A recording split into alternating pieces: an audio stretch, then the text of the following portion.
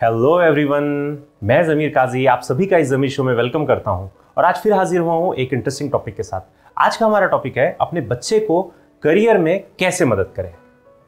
क्या आप भी अपने बच्चे को मदद करना चाहते हो?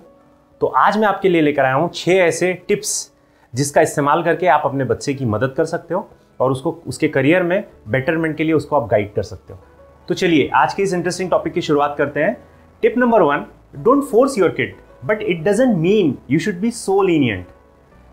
कुछ पेरेंट्स होते हैं जो बचपन में कुछ करना चाहते हैं बट कुछ और बन जाते हैं और वो ये चाहते हैं कि उनके बच्चे उनके ड्रीम को पूरा करें। बट हम कैसे किसी को मतलब फोर्स कर सकते हैं कि तुम्हें यही करना है, तुम्हें यही कोर्स करना है? नहीं, मैं तुमको यही कोर्स करने दूंगा। अगर आप ऐसा करते हो फोर्सफुली, अगर उसका मन नहीं है फिर भी आप जबरदस्ती अगर उससे कोई चीज़ करवा रहे हो, क्या होगा दोस्तों? वो खुद भी खुश नहीं रहेगा। अगर वो खुश नहीं रहेगा तो आप कैसे खुश रह पाओगे? खुद को भी कोसेगा जिंदगी भर और आपको भी कोसेगा। तो फोर्स नहीं करना है उसको। बट इसका ये मतलब नहीं कि आप बहुत ज़्यादा लीनियंट हो जाओ, जो करना है करो, तुम्हारी मर्जी, और जो अगर तुम करते हो तो तुम उसके लिए रिस्पॉन्सिबल रहोगे। नहीं, ऐसा भी बिल्कुल नहीं करना है। क्योंकि दोस्तों दुनिया आपने देखी है, वो छोटा बच्चा है, उसको दुनिया के बारे में कोई समझ नहीं है। अगर वो कुछ ऑप्शन लेकर आता है, ठीक है, तो उसको हेल्प आउट करो। ओके, अच्छा क्या बनना चाहते हो? अच्छा ये कोर्स करना है, ओके, उसके बारे में डिटेलिंग लो, उससे उसकी हेल्प करो कि हाँ अगर तुम ये ऐसा कर सकते हो तो ऐसा भी हो सकता है। उसको सजेस्ट करो, ठीक है। हो सकता है वो आपकी बात मान ले, ठीक है, क्योंकि उसका एक डिसीजन उसकी लाइफ को बना भी सकता है और उसका एक डिसीजन उसकी पूरी लाइफ को खराब कर सकता है। क्या आप ऐसा चाहोगे? तो उसको हेल्प आउट करो।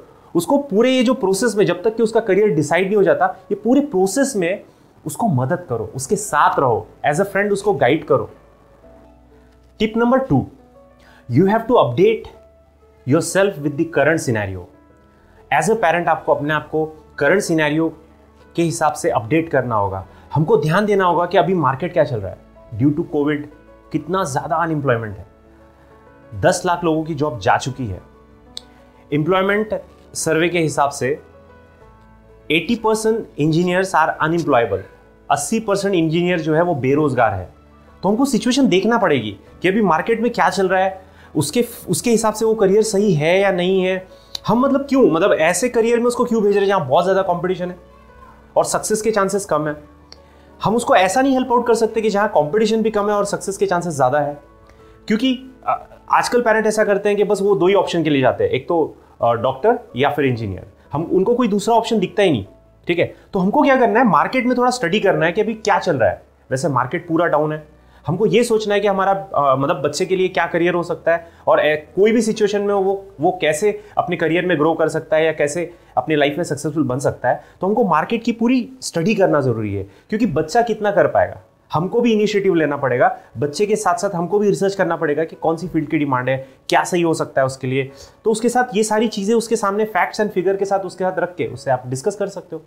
उसको भी लगेगा कि मेरे पेरेंट्स मेरे लिए बहुत ज़्यादा मुझे केयर करते हैं, मुझे मदद कर रहे हैं। Tip number 3, what do you want to make your child, slave or a king?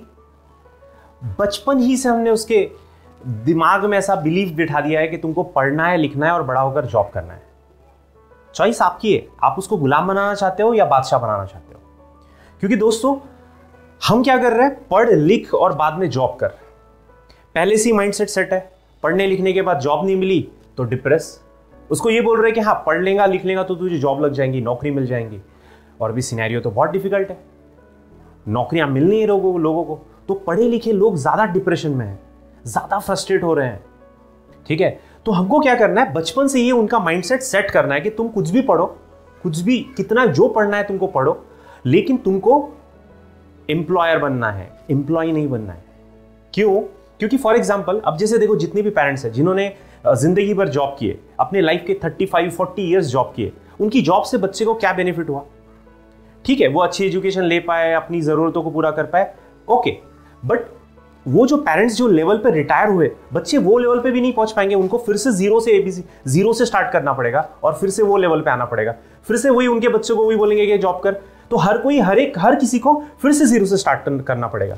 लेकिन जो लोग बिजनेस स्टार्ट करते हैं, जिनका एक बिजनेस होता है, भले ही एक लेवल पे होता है, तो बच्चों के पास वो लेवल होती है, वो अगर कुछ नहीं कर पाए, अगर उस लेवल को आगे बढ़ा सकते हैं। जनरली आपने देखा होगा, जैसे जो गुजराती या मारवाड़ी कम्युनिटी में उनके पास बिजनेस होता है, बच्चे उनके बहुत पढ़ते हैं लेकिन उनके पास एक बिजनेस होता है, एक बेस होता है, वो उसी को आगे बढ़ाते हैं, उसी को आगे लेकर जाते हैं। तो उसमें क्या होता है कि जैसे फॉर एग्जांपल पेरेंट्स ने 35-40 इयर्स जो मेहनत किए, आगे चल के उनकी मेहनत इनके लिए एक बेस बनता है, इनको एक बेस मिलता है, मतलब इनके लिए डिप्रेशन के लिए कोई ऑप्शन ही नहीं रहता, ये कुछ ना कुछ उसके आगे बढ़ा ही सकते हैं। तो हमको इस बात का ध्यान रखना है कि हम हमारे बच्चे को क्या बना रहे हैं, हम हमारे बच्चे को पढ़ा लिखा गुलाम बना रहे या फिर बादशाह बना रहे। Choice is yours. Tip number 4, know your child.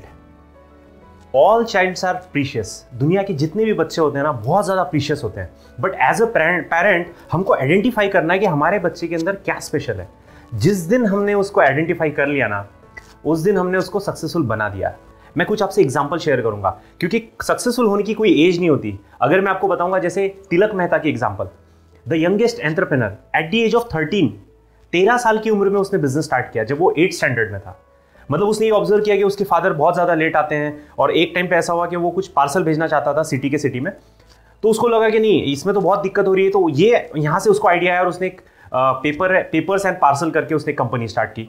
उसके बाद में Shri Lakshmi at the age of 10 she started her own company, web designing की एक उसने कंपनी स्टार्ट की सिर्फ एट द एज ऑफ 10 साल की उम्र में।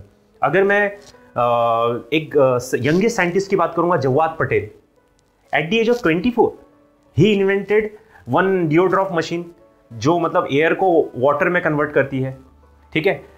ही रिसीव्ड नेशनल अवार्ड ऑल्सो। उसके बाद में अगर मैं बात करूंगा Ritesh Agarwal, at the age of 26, मतलब उन्होंने जब ओयो रूम स्टार्ट किया था, आई थिंक उनकी एज 17 और 18 थी, but now he is 26, but he is a youngest billionaire. उनकी जो नेट वर्थ है 1.1 बिलियन। अगर मैं इंडियन रुपी में अगर बात करूंगा तो 7,800 करोड़, हम सोच भी नहीं सकते। अगर मैं सचिन तेंदुलकर की बात करूंगा तो उनके फादर ने अगर उनको 10th क्लियर करवाने का सोचा होता तो आज वो इतने बड़े क्रिकेटर नहीं बने होते।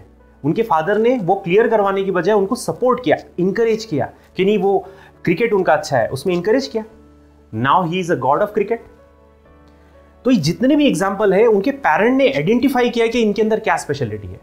आप भी ऐसा कर सकते हो, आपके भी बच्चे में कुछ ना कुछ स्पेशलिटी है। जस्ट उस स्पेशलिटी को आइडेंटिफाई करो और उसको इंकरेज करो। Tip number 5, tell your kid write 20 lines about your career, that why you want to opt this particular career. आप यही पर्टिकुलर करियर क्यों चुनना चाहते हो, इसके ऊपर 20 लाइन लिखो, मुझे लिखकर बताओ, so that you can analyse कि वो कितना ज़्यादा पैशनेट और कितना ज़्यादा उसको उस करियर में इंटरेस्ट है, ठीक है। क्योंकि कुछ बच्चे क्या करते हैं, अगर कोई उनका फ्रेंड अगर कोई करियर के लिए जाता है तो उनको लगता है कि ठीक है चलो मैं भी इसके लिए चला जाता हूँ, मुझे अच्छी कंपनी मिल जाएंगी, बट वो इतना पैशनेट नहीं रहता, उसको उतना इंटरेस्ट नहीं रहता, बट फिर भी हो जाता है। तो आप इसके जरिए आप आइडेंटिफाई कर पाओगे कि आपका बच्चा इंटरेस्टेड है या उसको पैशन है। क्योंकि अगर उसने वो 20 लाइन्स अगर उसने लिख दिया ना, इसका मतलब उसको इंटरेस्ट है, तो आप उसको कहो कि 20 लाइन्स मुझे लिख कर बताए।